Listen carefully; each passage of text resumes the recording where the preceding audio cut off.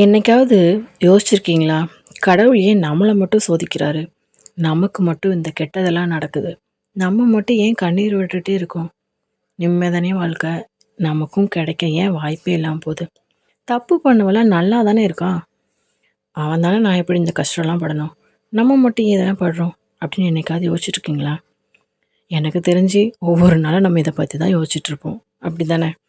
ஏன்னா தப்பு பண்ணவன்லாம் சந்தோஷமா தான் இருக்கான். அவன் எந்த கஷ்டமும் படல. கௌரவமா வாழ்றான். அதான் மிகப்பெரிய வலியா இருக்கு.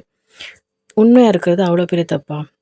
கடவுள் நீ நல்லவனா இரு, நான் உனக்கு உன் கூடவே இருக்கேன்னு ஆறுதல் சொல்றாரு. ஆனா நல்லவனா இருந்தா கஷ்டத்த மட்டும் தான் குடுக்குறாரு. அப்ப இதுக்கு என்னதான் தீர்வு? அப்படின்னு மண்டைய பிச்சுக்க வேண்டியிருக்கு. ஆனா ஒரே ஒரு ஆறுதல் தான். என்னைக்கோ ஒரு நாள் என் மனசாட்சிக்கு பயந்து நான் உண்மையா நேர்மையா இருக்கிறதுக்கு எனக்கான சந்தோஷம் என்னை தேடி வருங்கிற அந்த ஒரு காலத்தை நம்பிட்டுருக்கேன். கண்டிப்பா அந்த ஒரு நாள் கண்டிப்பா வரும்.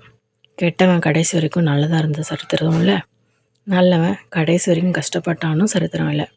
எனக்கான ஒரு நாள் கண்டிப்பா வரும். எவ்வளோ கஷ்டம் வந்தாலும் அத போராடி, அதிலேருந்து ஏதாவது ஒரு விஷயத்த கத்துக்கிட்டு, திரும்பி அந்த தப்ப பண்ணாம என்ன நான் கண்ட்ரோல் பண்ணிக்கிட்டு, கண்டிப்பா என்னோட சந்தோஷமான வாழ்க்கைய நோக்கி என் பயணம் போயிட்டு தான் இருக்கு. ஒரு நாள் என் சந்தோஷத்த நான் கண்கூடா பார்க்கவும் செய்வேன். இந்த நம்பிக்கைய தயவு செஞ்சு மனசுல ஆழமா வச்சுக்கோங்க. நீங்க எல்லாருமே கடவுளோட பிள்ளை. அவருக்கு நம்மள ரொம்ப பிடிக்கிறதுனால தான் ரொம்ப சோதிச்சு பார்க்குறாரு. என் பிள்ளையா இருக்க உனக்கு தகுதி இருக்கா இல்லையா அப்படின்னு. ஆனா இதில் நீங்க வின் பண்ணிட்டீங்கன்னு வச்சுக்கோங்களேன், என் பிள்ளையா இருக்க உனக்கு மட்டும் தான் தகுதி இருக்கு அப்படின்னு அவர் நம்பிட்டாருன்னு வச்சுக்கோங்களேன், உங்க லைஃப் டோட்டலா மாறிரும். எல்லாத்தையும் கடவுள்ட்ட ஒப்படைச்சிட்டு உங்க லைஃப்ல நீங்களா இருக்க முழுசா முயற்சி பண்ணி சந்தோஷமா வாழுங்க. கண்டிப்பா எல்லாமே ஒரு நாள் சந்தோஷமா மாறும். நம்புங்க. இந்த வீடியோ உங்களுக்கு பிடிச்சிருந்துச்சுன்னா லைக் அண்ட் சப்ஸ்கிரைப் பண்ண மறந்துடாதீங்க. உங்கள் எல்லோரோட சப்போர்ட்டும் எனக்கும் ரொம்ப அவசியம்தான்.